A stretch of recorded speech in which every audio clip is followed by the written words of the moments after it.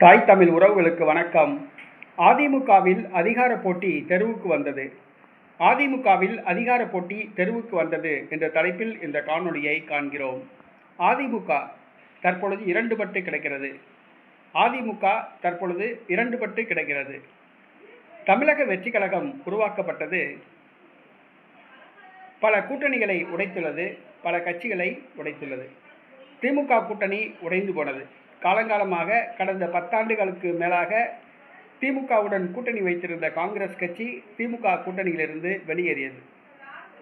அடுத்ததாக தமிழக வெற்றி கழகத்துக்கு ஆதரவு தெரிவித்ததன் மூலமாக அதிமுக இரண்டாக உடைந்துள்ளது.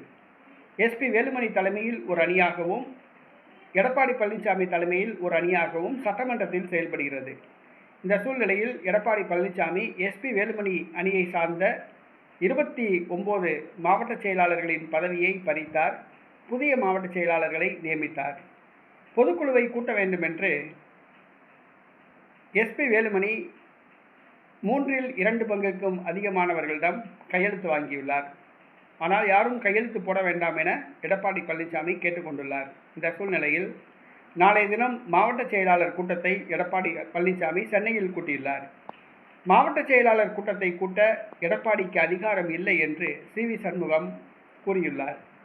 ஆக அதிமுக சட்டமன்றத்தில்தான் உடைந்தது என்று சொன்னால் அந்த கட்சியும் இரண்டாக உடையக்கூடிய வாய்ப்பு ஏற்பட்டுள்ளது. பொதுக்குழுவை கூட்டுவதன் மூலமாக அதிமுக பொதுச் செயலாளர் பதவியிலிருந்து எடப்பாடி பழனிசாமியை நீக்கிவிட்டு எஸ்பி வேலுமணியை பொதுச் செயலாளராக்க எஸ்பி வேலுமணி தலைமையிலான அணி திட்டமிட்டுள்ளது. நாளையிலிருந்து மீண்டும் அதிமுகவில் ஒரு பரபரப்பு ஏற்பட்டுள்ளது. பொதுக்குழு கூட்டுவார்களா? கூட்டினால் எடப்பாடி பழனிசாமி நீக்கப்படுவாரா? புதிய பொதுச் செயலாளராக எஸ்பி வேலுமணி செயல்படுவாரா? அல்லது 2 அணிகளாக அதிமுக உடையுமா என்பதை பொறுத்திருந்து பார்ப்போம்.